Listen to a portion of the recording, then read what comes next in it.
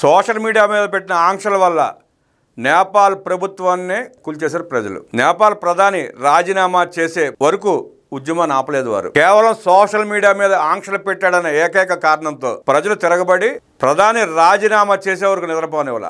అలాంటిది ఆంధ్రప్రదేశ్ రాష్ట్రాన్ని 5 ఏళ్లు పరిపాలించిన జగన్మోహన్ రెడ్డి లూటీ చేసి దోపిడీ చేసి ప్రజల రక్తం తాగి లక్షల కోట్ల దోపిడీ చేస్తే కనీసం ప్రజల స్పందన రావడంలా. ఆఫ్టర్ ఆల్ సోషల్ మీడియా మీద ఆంక్షలకే ప్రధానిని కూల్చివేస్తే ఇక్కడ తమ డబ్బుల్ని, తమ ప్రాణాలని, తమ జీవితాలని నాశనం చేసిన జగన్మోహన్ రెడ్డి మీద తిరగబడాలన్న ఆలోచన కూడా చేయలేకపోతున్నారు ప్రజలు. రాజకీయాల్లోకి వచ్చి నేరాలు చేసి, ఘోరాలు చేసి, లూటీలు చేసి తమ జీవితాలని నాశనం చేసే రాజకీయ నాయకుల పట్ల ఎలా అయితే నేపాల్ ప్రజలు తిరగబడ్డారో అలాగే ప్రజలు తిరుగుబాటు చేస్తేనే తమ జీవితాలు బాగుపడతాయన్న ఆలోచన వస్తేనే ప్రజాస్వామ్యం బాగుంటుంది. లేదంటే ఎవడకాడు వచ్చి లక్షల కోట్లు లూటీ చేసి పారిపోతే ఆఖరికి బుగ్గిపాలేదు మీ బ్రతుకులే. శ్రీలంక చూసాం, వాళ్ళ నేపాల్ చూసాం, ఎలా తిరగబడ్డారు ప్రజలు. వారిని ఆదర్శంగా తీసుకుని జగన్మోహన్ రెడ్డి దండుపాలెం బ్యాచ్ మీద ప్రజలు తిరగబడకపోతే వాళ్ళు దోచుకున్న సంగతి పక్కన పెట్టి ఇవాళ కూడా రాష్ట్రంలో అశాంతి సృష్టించే ప్రయత్నం చేస్తున్నారు. అలాంటి వారిని కట్టడి చేయాల్సిన బాధ్యత ప్రజలకే ఉంటుంది. వ్యవస్థలు కట్టడి చేసే అవకాశం ఉన్నా ఆ వ్యవస్థలో కొంత సమయం పడుతుంది.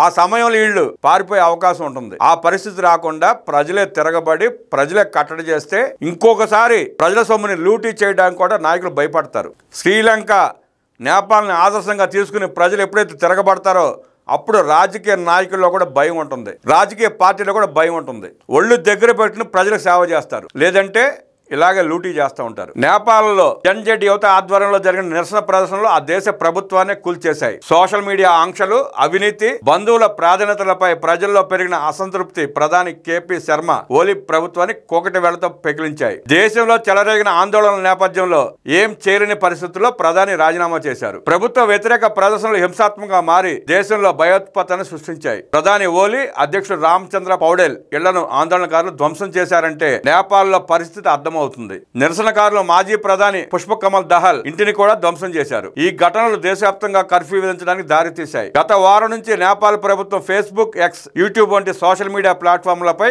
ఆంక్షలు విధించడంతో యువతలో కోపం రగిలింది. అయితే ఈ ఆంక్షలు ఎత్తివేసినా ప్రదర్శనలు మాత్రం ఆగలేదు. అవినీతి, బంధుప్రీతి రాజకీయాలు, నెపో కిడ్స్, నెపో బేబీస్ కు ప్రాధాన్యత అంటూ జనం గళమెత్తారు. అవినీతిని ఆపండి, సోషల్ మీడియాను కాదు అనే నినాదాలతో లక్షలాది మంది నిరసనకారులు కాట్మాండ్ రోడ్లెక్కారు. నిరసనకారులు పార్లమెంట్ భవనంపై దాడి చేసి భవనాన్ని దహనం చేశారు. మాజీ ప్రధాని షేర్ బహదూర్ దేవ్బా, ఎనర్జీ మంత్రి దీపక్ కట్గా ఇళ్లను కూడా నిరసనకారులు లక్ష్యంగా చేసుకున్నారు. ప్రచండ ఇంటిపై రాళ్ల దాడి ధ్వంసం చేసిన ఘటన దేశవ్యాప్తంగా సంచలనం సృష్టించింది.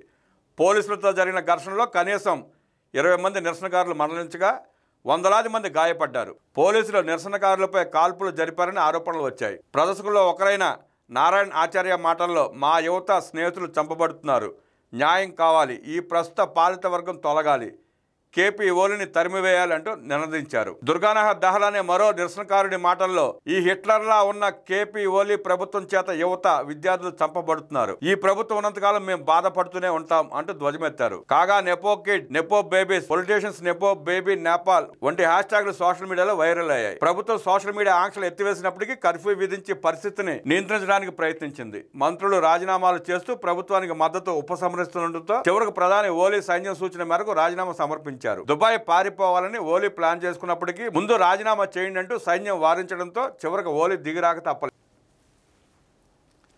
సైన్యంతో నేపాల్ ప్రధాని కేపీ శర్మ ఓలీ ప్రధాని పదవి నుంచి తప్పుకున్నారు. నేపాల్ యువత ఆధ్వర్యంలో జరిగిన నిరసన ప్రదర్శనలు దేశ రాజకీయ, సోషల్ మీడియా అవినీతి ఆరోపణల విధానాలపై అసంతృప్తి పెరిగిన నేపథ్యంలో ప్రధాని ఓలీ అధికారం నుంచి తప్పుకోక తప్పలేదు. గత వారం నుంచి నేపాల్ ప్రభుత్వం సోషల్ మీడియా ప్లాట్ఫామ్లపై ఆంక్షలు విధించడంతో యువతలో కోపం కట్టలు తెంచుకుంది. దీనికి ప్రతిగా జరిగిన ప్రదర్శనలు కాట్మాండ్, లాలిత్పూర్లో హింసాత్మకంగా మారాయి. పోలీసులు, సైన్యం చేతిలో 20 మంది మరణించగా 300 మందికి పైగా గాయపడ్డారు. ఈ హింసాత్మక అణిచివేతకు నిరసనగా నేపాల్ హోంమంత్రి రమేష్ లెకక్, వ్యవసాయ మంత్రి రామ్నాథ్ అధికారి, ఆరోగ్య మంత్రి ప్రదీప్ పౌడేళ్లు రాజీనామాలు చేశారు. ఓలీ ప్రభుత్వాన్ని వాళ్ళంతా అధికారవాదం అని ఆరోపించారు. ఈ సందర్భంలో నేపాల్ సైన్యాధిపతి జనరల్ అశోక్ రాజ్ సిగ్డేల్ కీలక పాత్ర పోషించారు. ఓలీని రాజీనామా చేయమని సూచించారు.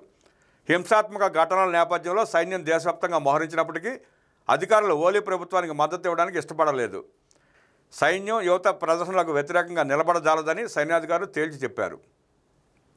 నేపాల్ నిరసనలో మరో దారుణ ఘటన జరిగినట్టు తెలుస్తోంది. మాజీ ప్రధాని జగన్నాథ్ కనాల్ ఇంటికి నిరసనకారులు నిప్పు పెట్టడంతో తీవ్రంగా గాయపడ్డ ఆయన భార్య రాజ్యలక్ష్మి చిత్రకార్ మరణించినట్టు స్థానిక మీడియాలో వార్తలు వస్తున్నాయి. కేవలం ఫేక్ వార్తలు, ఫేక్ వీడియోలు ప్రచారం చేస్తున్న ఉద్దేశంతో సోషల్ మీడియా మీద ఆంక్షలు పెట్టినందుకే నేపాల్లో ప్రజలు తిరగబడి ఆ ప్రభుత్వాన్ని కూల్చివేసిన పరిస్థితులు చూస్తున్నాం మనం.